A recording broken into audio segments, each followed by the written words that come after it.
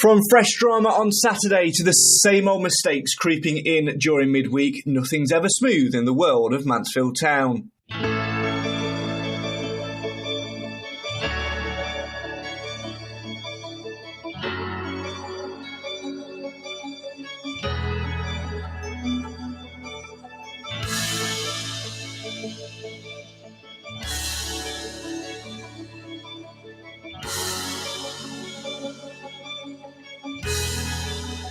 It's another double-header this week as Newport are the visitors to the One Call Stadium on Saturday before the first away trip of the season in midweek as the Stags head to Colchester and fans navigate their complex ticketing system. Nigel Clough will be hoping his side got their mistakes out of their system during Tuesday's 3-0 loss against Championship Preston in the Cup, where despite the errors, the Stags boss felt his players had looked to build on the opening day victory. I thought some of our stuff tonight was very, very good indeed. And despite Ollie Hawkins, Danny Johnson being on the bench, we picked a team to win the game. And I thought we had enough out there to win it tonight. I actually thought we played better than Saturday at times tonight. Just that final ball, bitterly disappointed with the first 2 goals we conceded.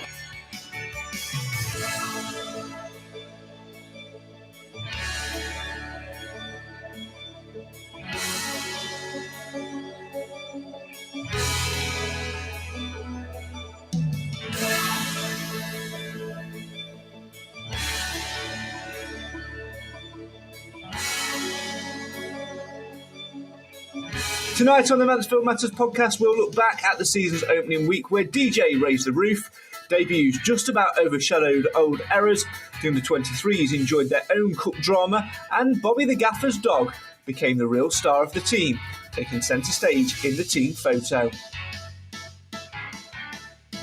We've got lots to talk about, and not only do we have a new streaming software to try and eradicate our own errors, we've got a brand new panellist. I'm delighted to say that club legend Alan Wilson sits alongside me this evening. As always, we want you to get involved in the comments and have your say on your team on the show for the fans, by the fans. This is the Mansfield Matters podcast.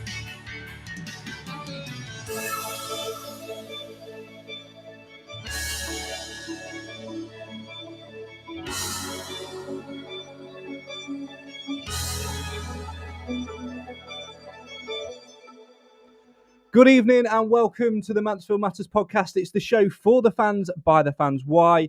Because Mansfield always matters. Alongside me tonight, I've substituted Nathan Edge. And to be honest, whilst I wish him all the very best with his speedy recovery, we'll more on that in a second, I am in the presence of an absolute legend here tonight. It's the man who you will hear every single Saturday afternoon at the One Call Stadium, famous for his goal shout-outs and substitutions, especially last season in COVID when there was nobody else in the ground. But still, Billy the Cockapoo always made us chuckle. I'm delighted to be joined by Mr. Alan Wilson. Alan, good evening. How are you? Good evening. I'm very well, thank you. How's yourself? Very well. Thank you so much for agreeing to do this and stepping in for Mr. Nathan Edge tonight. Nathan, unfortunately, has contracted COVID-19, so is unable to join us at the moment. Do you know what? I tried to make this so professional, and then you get morons in the background shouting away. Speaking of people on the podcast who, of course, were substituted in, let's hand over now. Let's switch over and say a very good evening to the one and only Mr. Clive Parkin, who, of course, was substituted in for Cam last week and has since joined us as a regular fixture. Clive, good evening. How are you? Good evening, Craig. Good evening, Alan. Good evening, Clive. Craig, we're in illustrious company tonight. We absolutely certainly are. It's an absolute honour to have Mr. Wilson with us.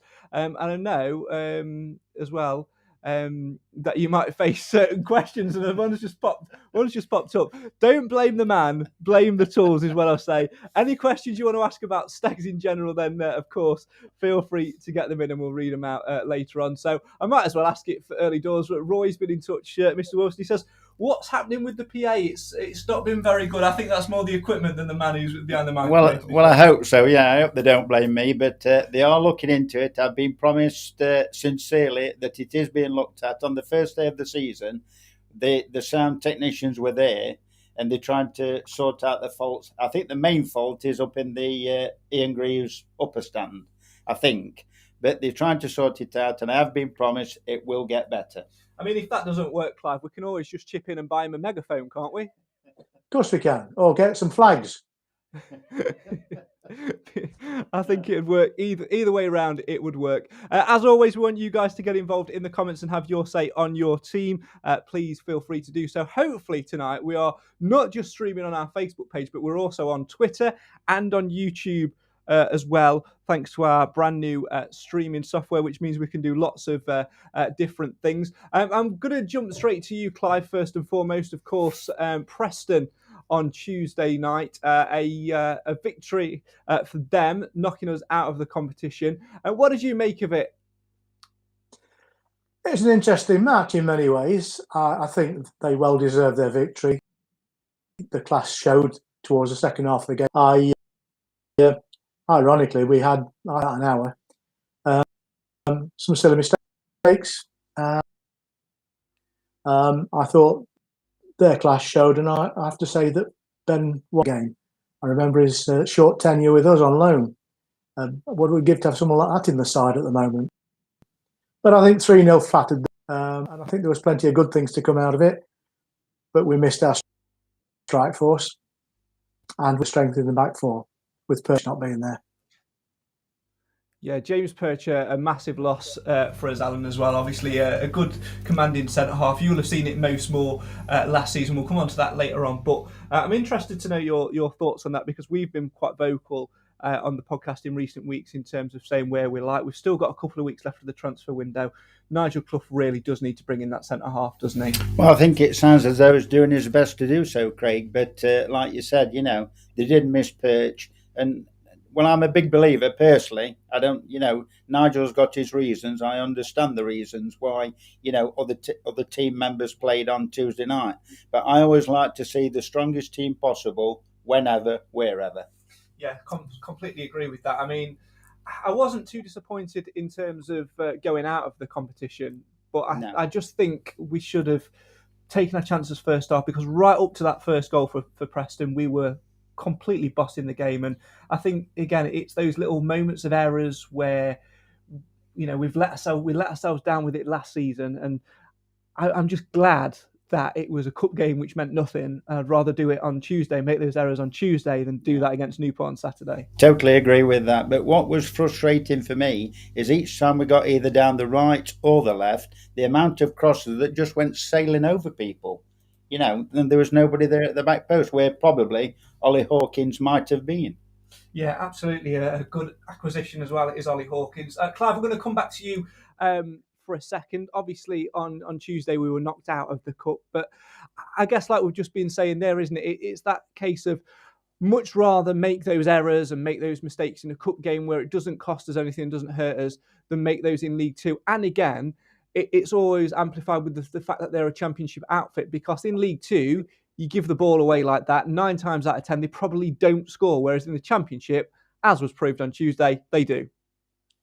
Yeah, I mean, we should be disappointed to lose, and to lose by 3-0. That doesn't actually fill you with a great deal of confidence.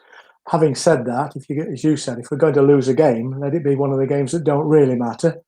I'm also a firm believer in momentum, and if we'd have won against Preston, that would have added momentum to the team going into Saturday's match. So I think it's two schools of thought here. One says really didn't matter; it could be an exercise of learning. I'm sure it was that anyway. And the other says, well, actually, much better to keep a winning streak going. And at the moment, our winning streak is 1 game. Keep your comments coming in and have your say on your team. We really want to hear from you tonight. Let us know where you're watching from, whether you're watching on Facebook, Twitter, YouTube, that sort of thing. Let us know where you're watching. Mark says evening. Roy says, what's happening with the scoreboard? Sorry, Alan, I know it's not your fault. You do it. This is just a PA announcement. Turns up as a volunteer on a Saturday or a Tuesday. Doesn't run the intricacies of the club. But what is happening with the scoreboard? I've no idea. I have honestly no idea. There you go. That's genuinely it. I think it's. I would imagine from what wasn't it on David Sharp's Twitter. I mean, I'm not on Twitter. I'm not clever enough. But I do believe I've heard through the grapevine that it was on David Sharp's Twitter that a new scoreboard is imminent. It's on its way. Clive, have you got your bits of paper and your metal scorecards ready from when you were a wee lad doing it in the And the Quarry Lane. Oh, listen, you know exactly what to push with me. Nostalgia all the way. I remember the old scoreboard at the back of the old Cop End, which is where the Quarry Lane stand is, and it was a box which young people were employed to put metal numbers up against the windows. And of course, you got a free view of the game from up there. And it was a good position to watch the game from. But you had to remember to put the scores up the wrong way round, because obviously they read left to right from inside the box and right to left from outside the box. The number of times we gave people a half-time lead when they were losing. But nobody noticed. Nobody cared. Happy days indeed. Nathan says, welcome, Alan. Can't believe I've been replaced so soon. At least a legend is in my place. Although, how many England caps have you had?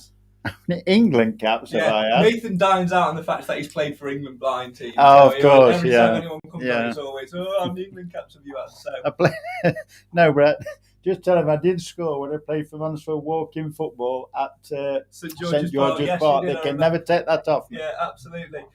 Paul says, Alan's a pleasantly lad, so he's used to making his voice heard. Absolutely.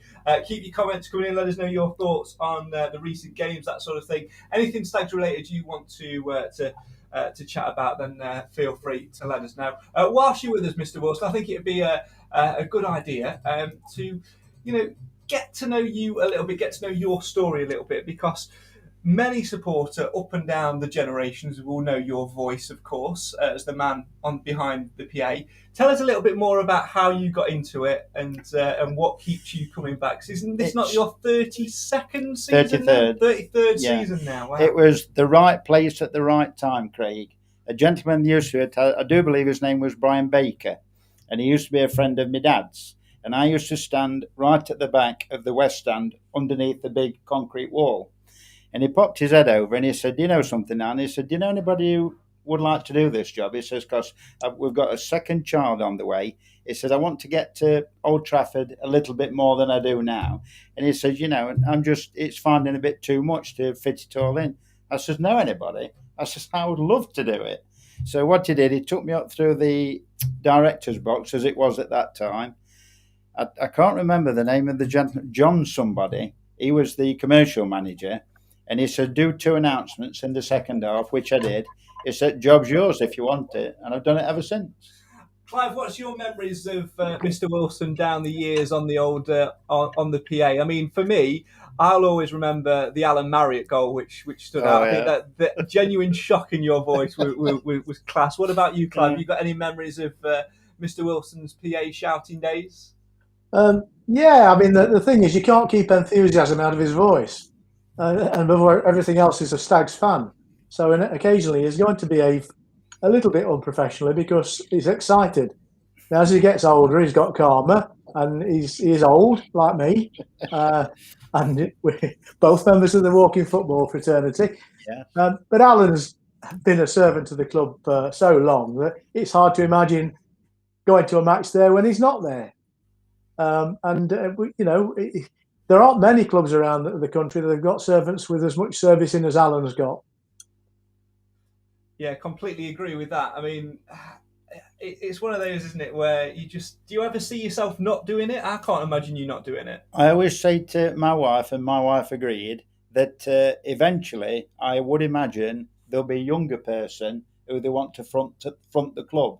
And I will be devastated if that happens. If I get to retire myself or say, I've had enough or whatever, fair comment. But if I ever get replaced, I'd be heartbroken. I really would. I genuinely think, Clive, I don't know about you, I genuinely think that there will be absolute outrage if that happens.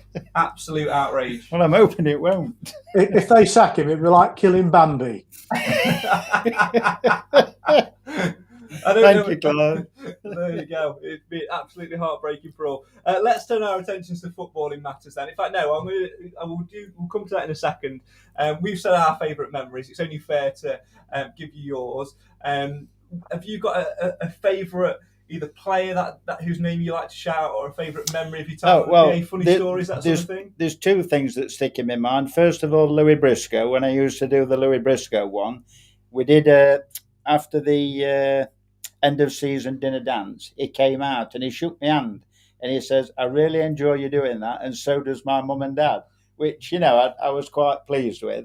And the other one was when it was probably 2 years ago when we played Sheffield United in the friendly, and they bought all those subs on, and nobody had got numbers on the shirts, and I just said, "Those 5 that's come on have replaced them 5 that's come on." I remember that. Do you remember that, Clive? Yeah, I do.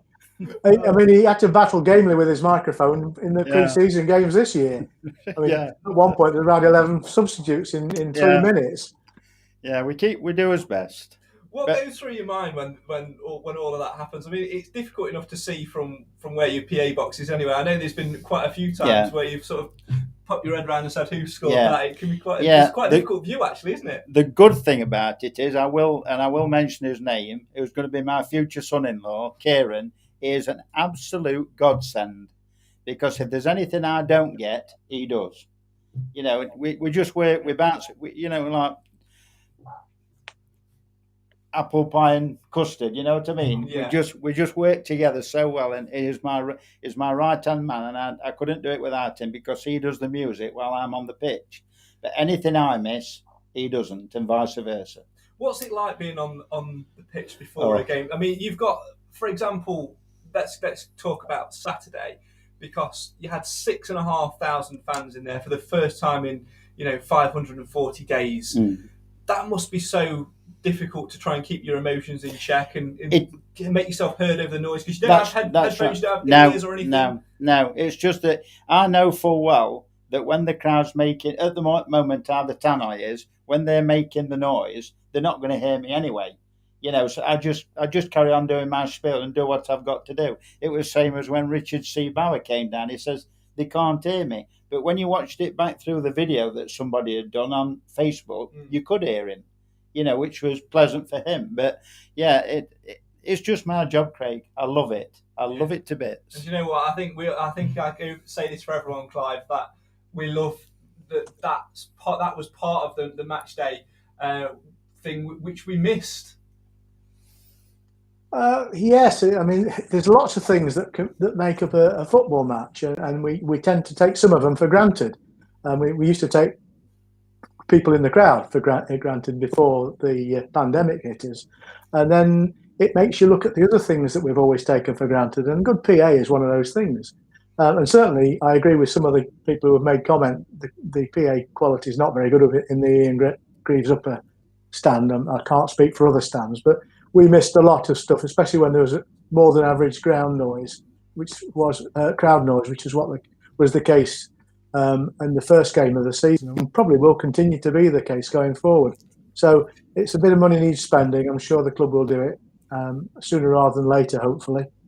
But I just have to remember an incident a couple of years ago, and Alan was given applauded on Quest TV. On EFL on Quest, not by name. This is news to Mr. Wilson. He's got shock written on his face. It was a game where we played Wycombe Wanderers, and the guy says, "I don't know who he is, but full credit to the Mansfield bloke. He got Adinbeyo Akinfenwa out without spitting."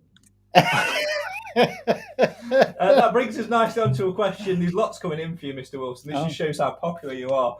From Nick, who says, Alan, is there a player whose name you've really struggled with, or do you write the players with the more difficult names down phonetically? I mean, I sort of sympathise with you a little bit, because when I was doing commentary, that was something that I did quite a lot, or go and Google and see how it's pronounced, or listen to other interviews with them. Yeah. And I've seen you quite a few times when I used to do the mascot stuff on the pitch, where you'd go over to one of the coaches and that's things right, like that. Yeah. How much is there a name that you've ever really, really struggled with? Because sometimes the coaches don't want to speak to you. Not only it wasn't a problem, but it was Exodus, go Hegan. Yeah. And I always try and go to the player or whoever, if I'm not sure, or Mark Stevenson, doesn't say it how it should be said to me, I always go down if I can and ask them personally. And that's what I did with Exodus. And he said it was Exodus, go Hegan. Yeah, go Hegan. A lot of people went Geo Hagcon. Yeah, they're all sorts, weren't they? Yeah. Hagan, Hegan, what a guy he was as well. But yet, I'm saying, sorry, Craig, if I do struggle, I write them down, as you say them. And that's another thing that Kieran does. If I'm not sure of a player on their side, that's, I had to say, straight away he'll be on his phone and he'll get the interview when he signed. Yeah. And so the gentleman tells him, who he was interviewing that time. I will find out how to do his name. It's brilliant. Yeah, it really is. It can be difficult though, Craig. Sometimes you'll know you've said the name wrong. Yeah. Can you shift that out of your head? It's like rolling mayonnaise. How many people called him mayonnaise? Mayonnaise. Yeah, Nathan did a lot. I mean, it was I should have rang the bell then, but the bell's slightly too far away. I can't reach it. So, but yeah, I think that's always a difficult one. Mayonnaise. Yeah, mayonnaise. Roy asks, Alan, who's your favourite player you've ever seen at the Stags and manager? That's a tough one. That's a really tough one. I would say my favourite player was I've got two. There's two really. It was Chris Greenacre and Matt Green. They're my favourite. But the actual player I respect most of all was George Foster, because he was a good player and also, in my opinion, he was a decent manager. Yeah, absolutely. Well, slightly before my time, but his reputation. Yeah. Definitely does. As a player, he would have run through a brick wall for Mansfield. Absolutely. Your Kevin Burge, your Sandy Pate, they're all legends. But he just sticks out, for the amount of broken noses he had and things like that. Another question for you, Alan. How easy is it to change the goal song on match day? As I feel Chelsea Dagger is very dated. Is that something you have control over, or is it not normally? No, we've got another one this season.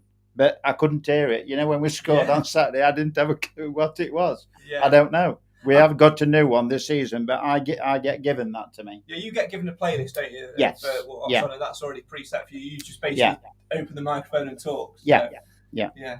Absolutely. Let's delve into football then a little bit more. Any more questions for Mr. Wilson, please feel free to send them in. And any comments on the Stags in general as well, get them in, coming into us as well. Really want to hear your thoughts as always. Let's go all the way back to the Bristol Rovers game, Clive. And one thing for me is I think this was spoke about a little bit by Cam actually yesterday on Knox TV, who made an appearance on there, and they was talking about the influence of a crowd on a referee. We'll get Alan's view in a minute because he was there in empty stadia last year, but from your perspective, how much, thinking about it now, nearly a week on, did the fans have an influence on that penalty decision? Because in a normal game, in a game last season behind closed doors, that sort of thing, it would have most probably just been sort of waved away. But the fact that the crowd were behind it and making noise and creating an atmosphere,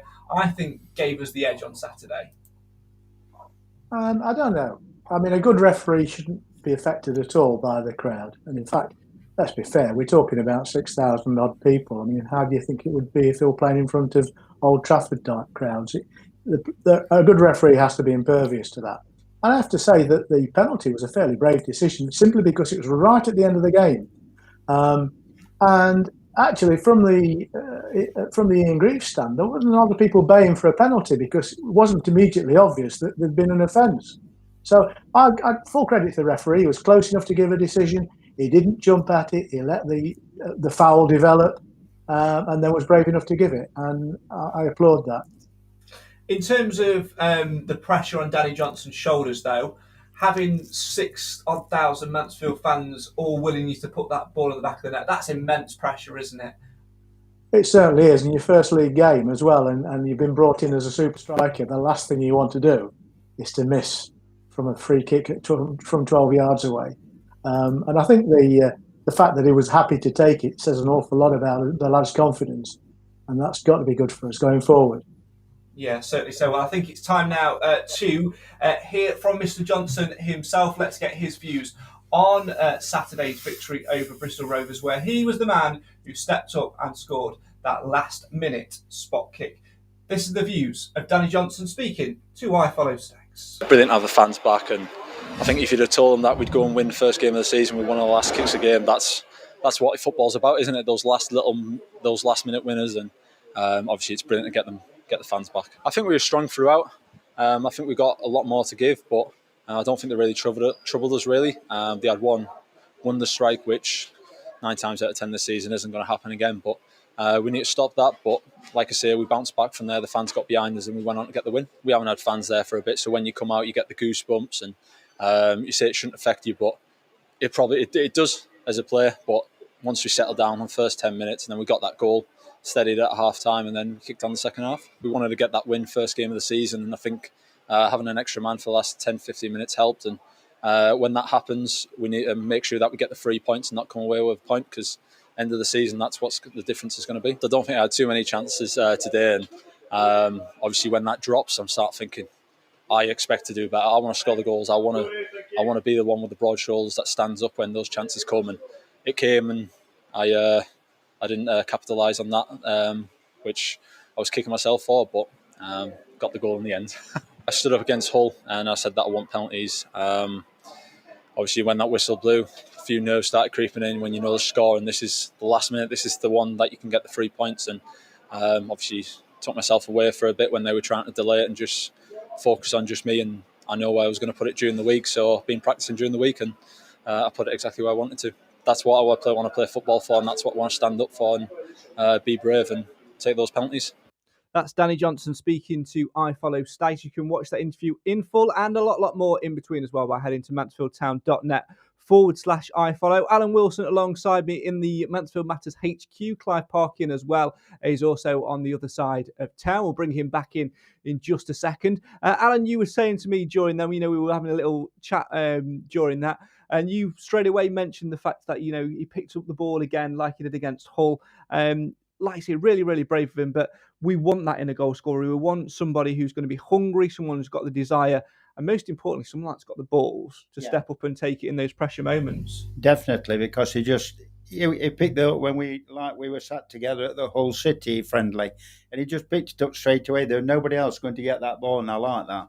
Yeah, certainly. So it was definitely one to really show his credentials there and really, put himself on the pressure prop. Clive, I'm going to bring you back in now as well. I think what was an interesting thing for me as well is in terms of having that sort of striker. It's so nice and refreshing to have a striker who's hungry. We saw him miss in that game 3 or 4 key chances, especially the one a couple of minutes before the penalty where it fell to him and it was easier to score than miss. Of course, he put it wide. We've seen strikers in bygone years whose confidence will have dipped after that, but fair play to him. He stood up, he kept his composure and put the ball in the back of the net. That's exactly what we want from our strikers at our club. Absolutely. I have no problem with strikers shooting and missing. I have a problem with strikers not shooting at all. And I think if he makes enough goal-bound efforts, there's some of them are going to go in. And the better the player, the higher ratio of those are going to be goals. But we had a long period, certainly last season, where our forwards were trying to walk the ball in. And I think what we needed is somebody to put a boot through it. And it certainly started to work in the last few games of last season. And Ty Sinclair's a good example of someone who wasn't frightened of putting his foot through a ball. And I think that's the lesson for me, is that we've got a couple of strikers there that really want to score and aren't frightened of making themselves look a bit daft by missing. Absolutely. Keep your comments coming in. Let us know your thoughts on the 2 new arrivals up front. Of course, Ollie Hawkins was on the score sheet as well. Neither played on Tuesday night, though, Alan. Obviously, we're given a bit of a rest. Let's talk Jordan Bowery, because, of course, you saw him quite often last season. Very jealous of that, by the way, that you were able to go to the home games. What did you make of him last season, and what do you make of his chances this season? Because we've brought in Hawkins, we've brought in Oates, we've brought in Johnson, 3 very good strikers, which have really pushed him down the pecking order.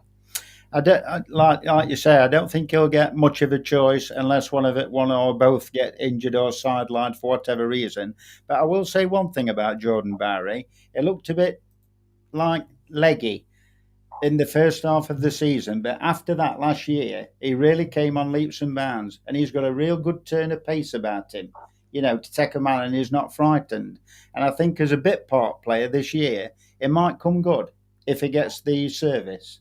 Yeah, I think he's still got the potential there, Clive, hasn't he? I think, you don't become a bad striker overnight, and I think he can certainly add something to what we've got. I think, like Alan says, though, it's just that the fact that his chances are going to be so few and far between.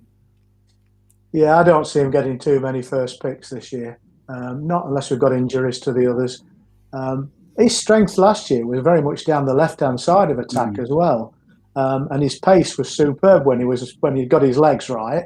And I would hate to think we didn't have that resource. So I'd like to think he's going to be a member of the squad going forward, even if he doesn't get too many 90 minutes.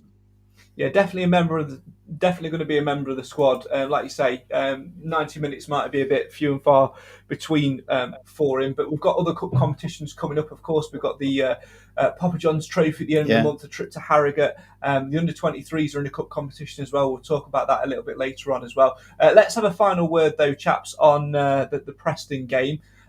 Obviously disappointing to lose it, Alan, but vitally, it's minutes in the tank, and we came through it unscathed. And let's give some positive notes. Let's first of all talk about youngster Ryan Stirk. It's always difficult when there's two. You're going to get tongue twisted by that. Ryan Burke and Ryan Stirk. Yeah. Nightmare. I think our strength is midfield. So when I saw us bring a midfielder in, I thought his chances might be few and far between as well. But he stepped in. And we didn't really miss Stephen Quinn too much in that position. He did really, really well. It looked a good acquisition, to be fair. And like I said at the start, I can understand why Nigel did it.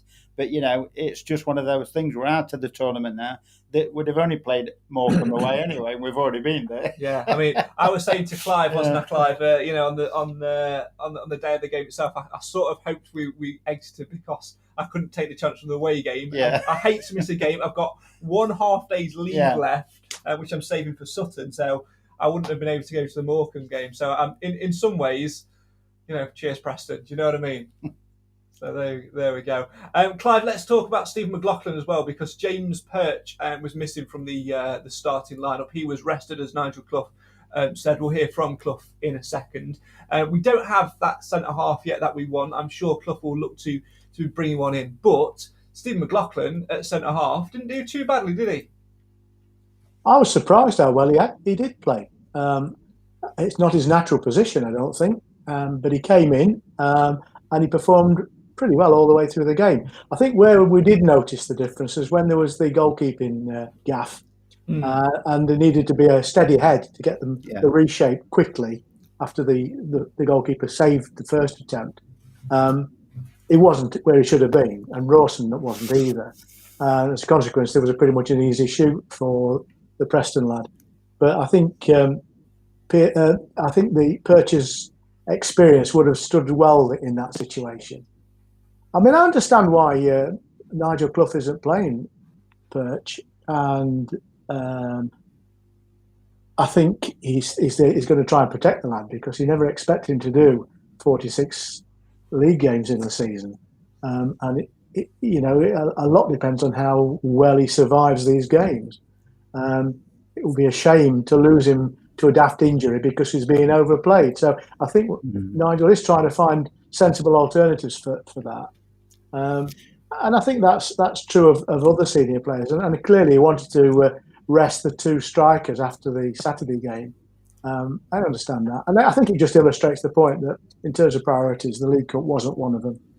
Yeah, it certainly wasn't. Keep your comments coming in. Let us know your thoughts on Tuesday's game and on Saturday's game, and look ahead as well to Saturday's game at home to Newport County. First, though, let's head back into the Stags dressing room and hear from the Stags manager, Nigel Clough, who gave his reaction to that 3-0 defeat at home to Preston North End, although Clough wasn't too displeased with his side's performance. I actually thought we played better than Saturday at times tonight, just that final ball, but bitterly disappointed with the first 2 goals we conceded. Both avoidable, both mistakes, double mistakes, and that's what changed the game. Especially the first goal in 46th minute, we're 0-0, we've been on top, we must have had 10, 12 shots in the first half, not worked their goalkeeper enough, and then we go and give a soft goal away. First of all it's Kellen, then it's Ollie Clark, and you can't afford to give Championship sides with ex-Premier League players that sort of opportunity. And the lack of quality from us, vice versa. Nathan Bishop, poor kick for the second goal. Faz Rawson should deal with it. We don't, and they end up with the second goal, kills the game. But I thought some of our stuff tonight was very, very good indeed. And despite Ollie Hawkins, Danny Johnson being on the bench, we picked the team to win the game. and I thought we had enough out there to win it tonight. James Perch, can't risk him, purely and simply. He's our best centre-half, and we're short in that area anyway. But I thought Steve McLaughlin was excellent going back there. Stephen Quinn got a couple of knocks, so didn't want to risk him. And the two strikers played 100 minutes on Saturday, got fresh legs up there, and we wanted to go with the fresh legs and the pace. And I thought Rhys Oates especially caused problems all night. I thought Ryan Burke was a bit nervous. He didn't show anywhere near the quality that he has done in the last few weeks of pre-season. But he'd be better for getting that one out of the way. He showed some good things, but he's got to relax a little bit more. And Ryan Stirk did just as well as he has done in the games he's played a part in so far, in pre-season and coming on Saturday. I think he's a very, very good player. Stags boss Nigel Clough speaking to iFollow Stags. You can watch that in full by heading to mansfieldtown.net/iFollow, where you can get lots of other great, fantastic content on there as well. More from Nigel Clough, of course, is on there. You can find that and have a little look at that. Plenty of content on there as well. We will have another little discussion during that about the centre-half situation, Alan, and let us know what your thoughts are on this in the comments as well. Please do feel free to get involved. We were talking earlier about, Clough potentially looking to bring one in, and I think one thing you sort of asked me, do you think it will be somebody that is there to push Rawson and to push Perch, or do you think it'll be a youngster to make the numbers up?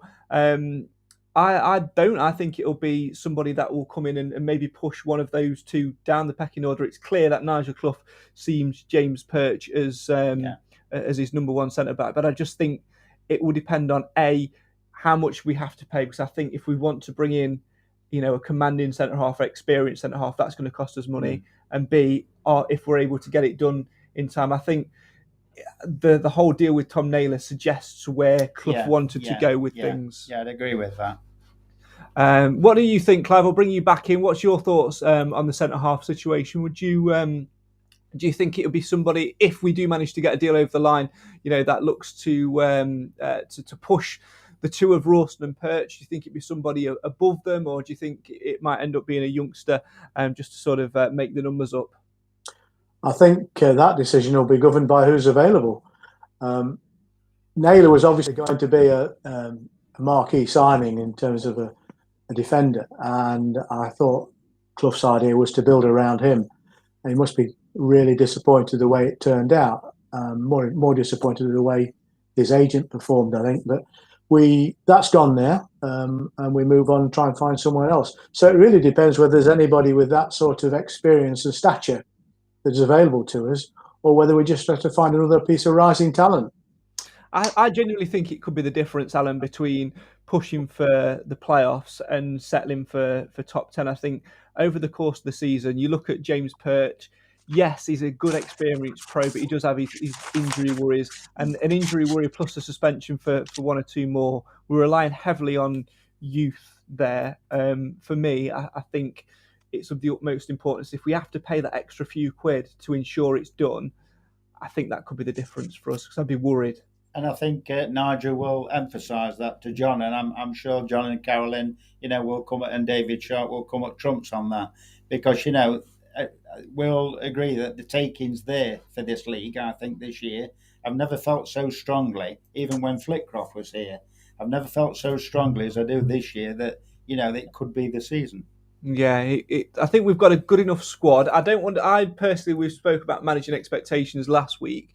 I don't want to put any expectation on them whatsoever. I just want to sit back and enjoy it and see what happens. Because if it's not this year, then it definitely will be next year, because Clough's longevity suggests that. But it's that patience. But either way, whether we're going to push or not, Clive, we definitely need to bring another body through that door in that area. Someone that can play centre half, maybe can also slot in central defence and midfield, and possibly even cover one of the full-back positions as well. It's absolutely essential. Some parts of the game we've got plenty of cover. We've got very little cover in terms of centre-backs. I mean, we're looking at the list of players we've got. There's George Cooper sat there, but he really hasn't got the gravity of the sort of player we're looking for at the moment. So I think there's somebody up Nigel's sleeve at the moment. It's just a matter of the final negotiations in what's left of the transfer window opportunity. I think there's a deal a bit more or less done. Did anything Sorry, Clive. Okay. Did anything ever happen with the gentleman that was it Hamilton Ackes, who Millwall were after as well? Yeah, I don't know whether he went really quiet. Yeah, Scott Niven was it? I think, Yeah, or something someone like that. Yeah. along that name. I can't quite remember, but I don't know whether anything did come of that. No, because it went really quiet. In the end, didn't it did go quiet. Whether it was a rumour mill one or not, but there's often rumours. Somebody goes to the training ground, Clive, and sees like a defender. That's it. They've signed, haven't they? That's it. They've signed and sealed. Look at Richard Keogh, who was only there for a day, and he was going to be the marquee signing. Yeah, I keep turning up to see if they'll pick me, but they don't seem to be bothered.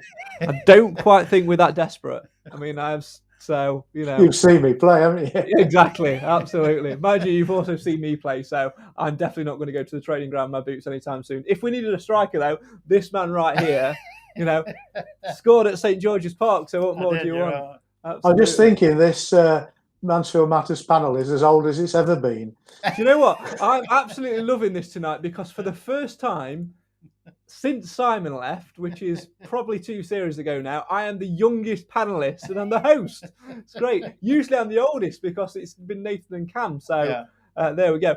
Just to reiterate, I've not sacked them. I've not got rid of them. No. Cam, of course, he's got his little daughter now. He's also working hard to support her. So he's unavailable tonight.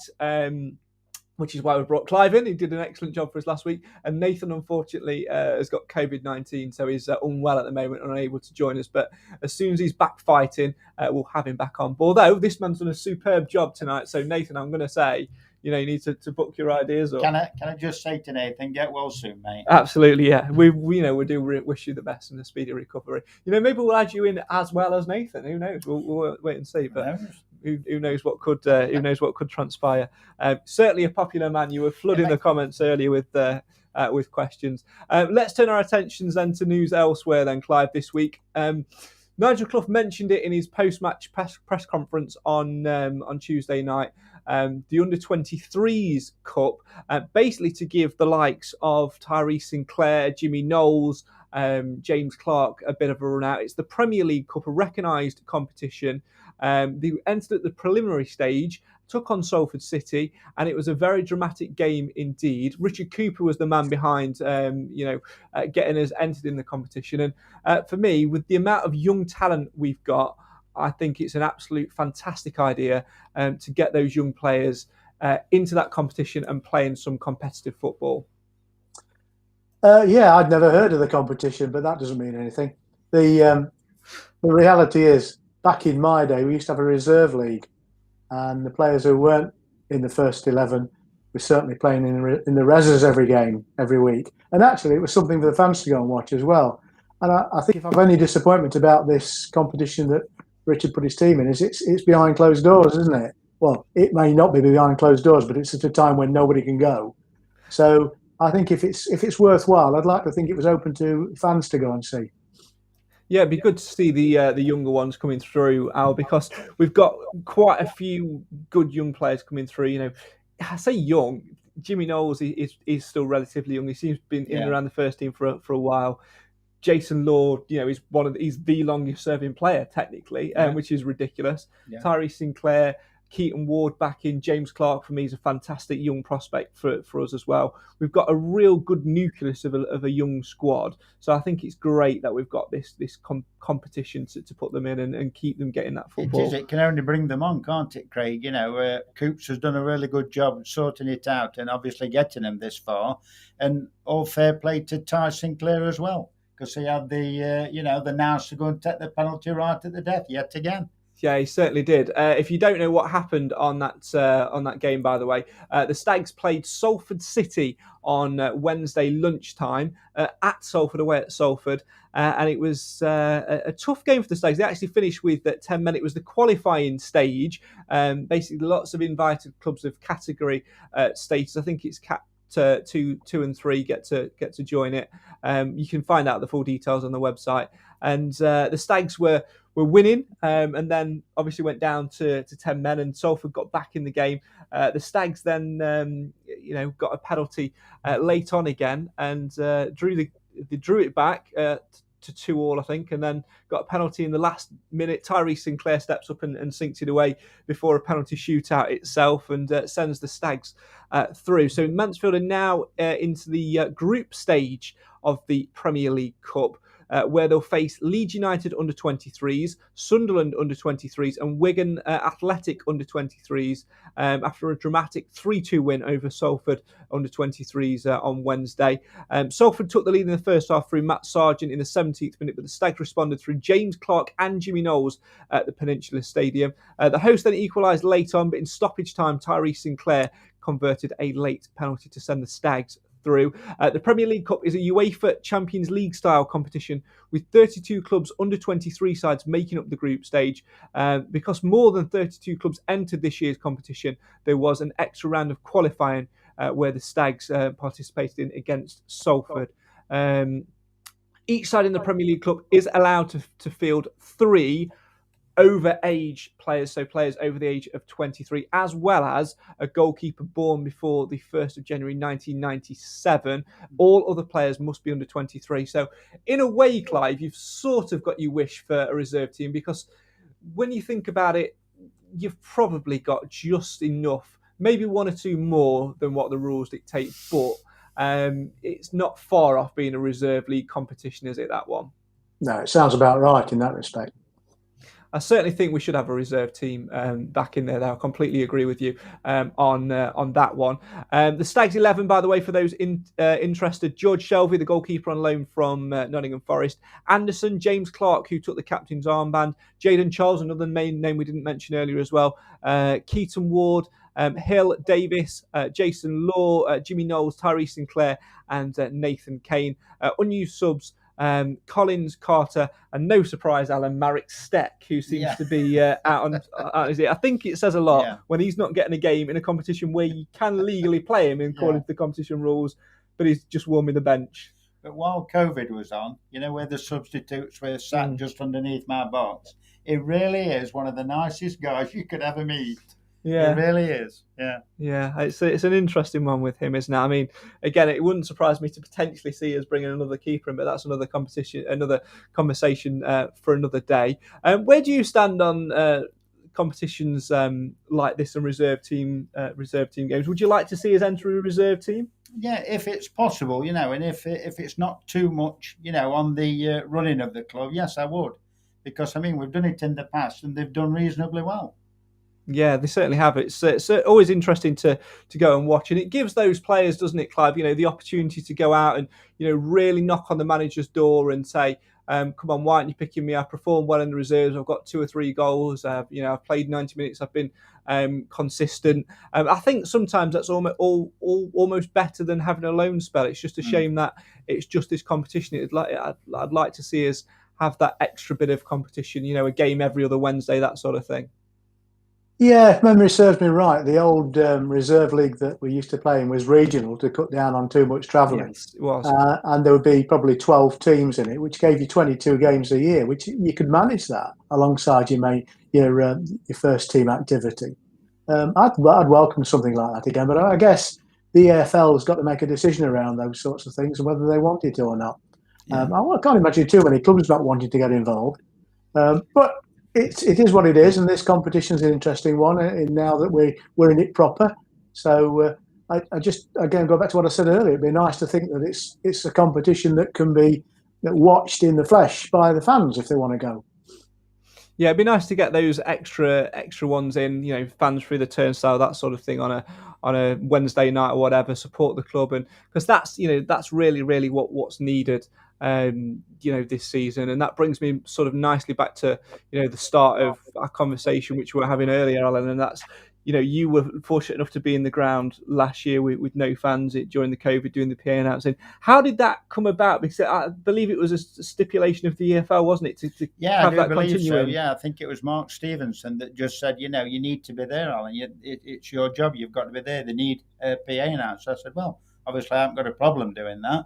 And I'd got where my box is situated, along the side of the gangplank thing. There's just nobody there at all, apart from the substitutes were there. And funnily enough, on Saturday, when John and Caroline came through with the boys, John shook my hand. He says, "Nice to see you. Nice to be back, Alan." He says, "I've talked to the only one that's actually saw all the football during COVID."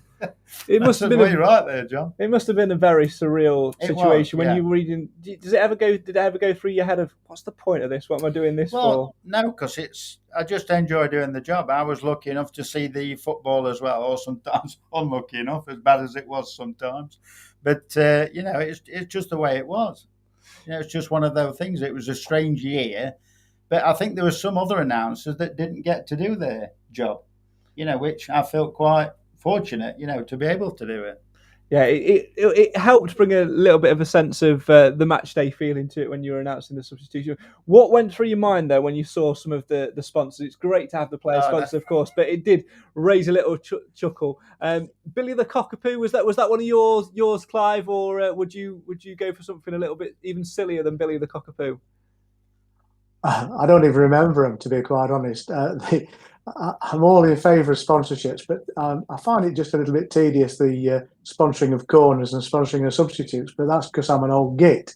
And I'm anybody who wants to play games with it is welcome to do it from my point of view.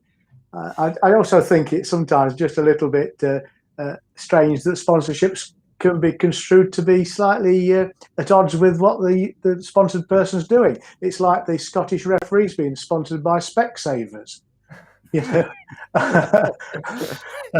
And would I want to be a player sponsored by a funeral director? I'm not so sure, Well, Stephen Quinn this year, his home sponsor is Billy the Cockapoo. Not his away sponsor, his home sponsor. So we're going to hear it even more. I would imagine you'll hear that somewhere along the line because, apart from Bristol Rovers, it normally gets about 75 minutes, don't it? 60, 75 minutes. So I would imagine I'll be shouting that a few times. Speaking of dogs, the team photo was out this week. God, Clive, that was hilarious, wasn't it, to see Bobby Dog on the team photo. And frustratingly, they've not put that as the official team photo. That's a joke. Well, I think that dog carries an awful lot of influence in this squad. I don't think any players would confess to hating it. I think it just brings home the family nature of the club, which is a really nice thing. I think it's good to see the chairman and his wife and the three boys there as well, because obviously they're not going to be able to get to every game this season. In fact, I'm surprised the boys weren't on the picture as mascots. But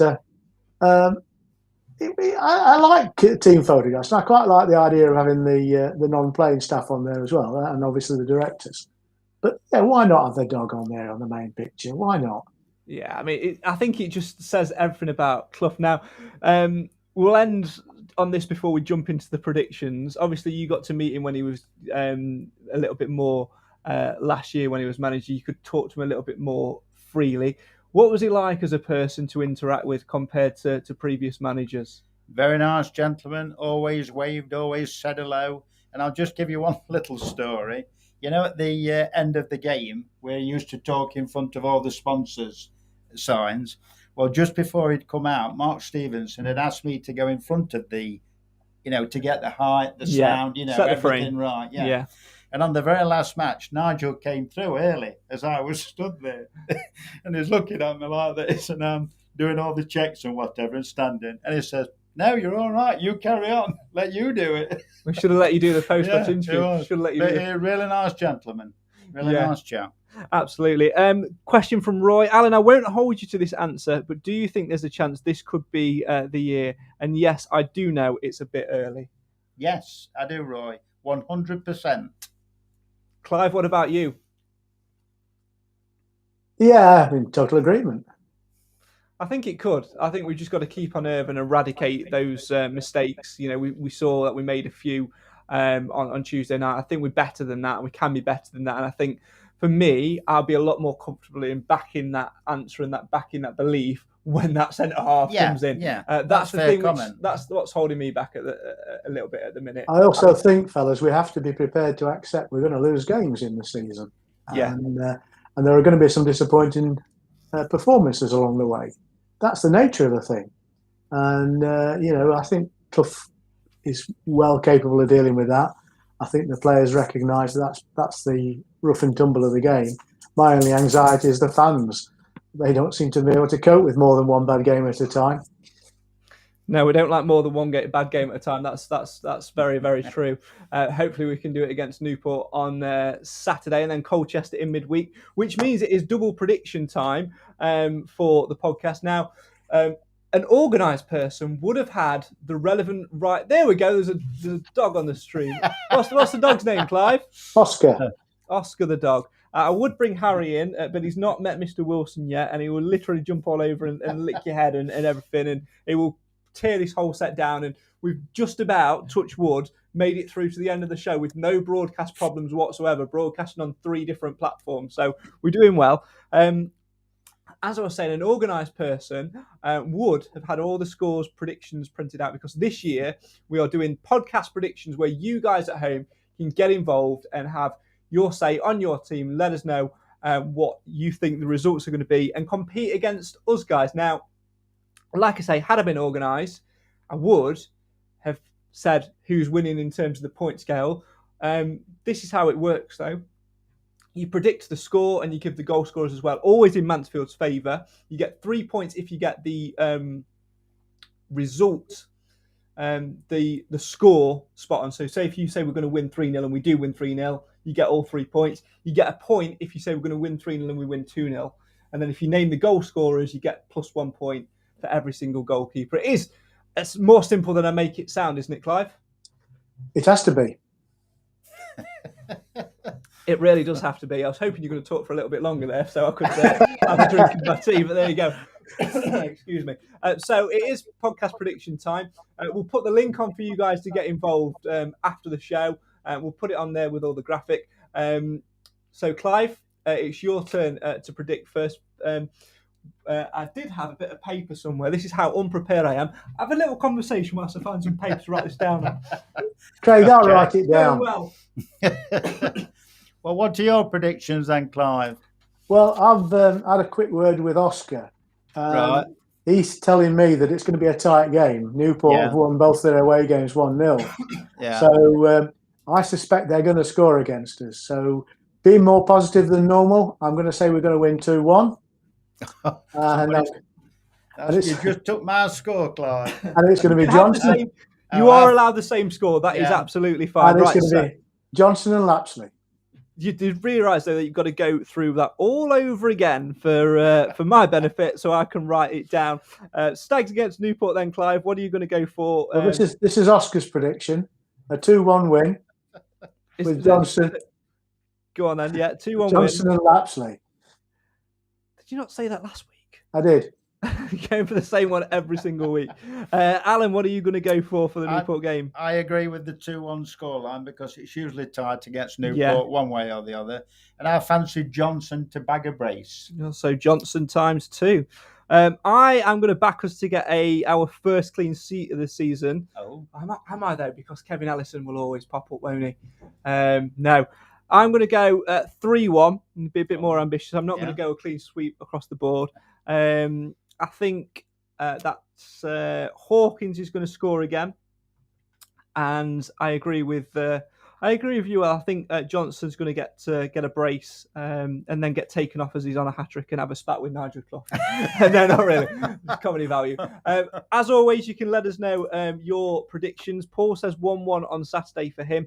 If you want to get involved in the actual game and play along and have potential to win a prize at the end of the season, we're going to be giving out lots more prizes along the way, probably a mug or a t-shirt, that sort of thing. As I said before, we'll put the link on there for you. Let's go for Colchester then midweek. After we've navigated their complex ticketing system, Clive, what are you going to go for in terms of result? First away game of the season, of course, down to Essex. We're going to sneak this one 1-0. Goal scorer? McLaughlin. Oh, Stevie Mack. Okay. Must be a free kick then. Yeah, possibly. Alan, what are you going to go for? Colchester 2, Mansfield 2. Ooh, 2-2 draw, yeah. Yeah. And I fancy Hawkins. Yeah. And I fancy Lapsley. Hawkins and Lapsley. Am I going to continue my thing of always putting down a win? I think we'll probably win on Saturday, but I think we'll draw midweek. I think it'll be a 1-1 draw, and I'm going to back Sinclair to score. Oh. He's going to come off the bench and he's going to put he's going to put one into Free kick the in top corner. Absolutely. That's almost all we've got time for. Mr. Wilson, thank you very much for getting involved. Pleasure, Craig. It's been great to have you alongside us. As always, keep your predictions coming in on our prediction game. We'll put the link on afterwards. Clive, no doubt we will speak again on Sunday in the Sunday sermon as we reflect on all things Mansfield Town. Well, I'll see both of you on Saturday anyway. You will indeed. Aeroplane flying over, got the windows open, aeroplane flying over. Obviously, they want to get involved in the podcast and say hello. Pleasure having you alongside us. As always, we will speak to you on Saturday and we'll speak to you on Sunday as well. My thanks to you and my thanks to you at home for watching and commenting along as well. Really appreciate you getting involved as always. Glad the new broadcast software has worked for us as well. That though is all that we've got time for in today's show.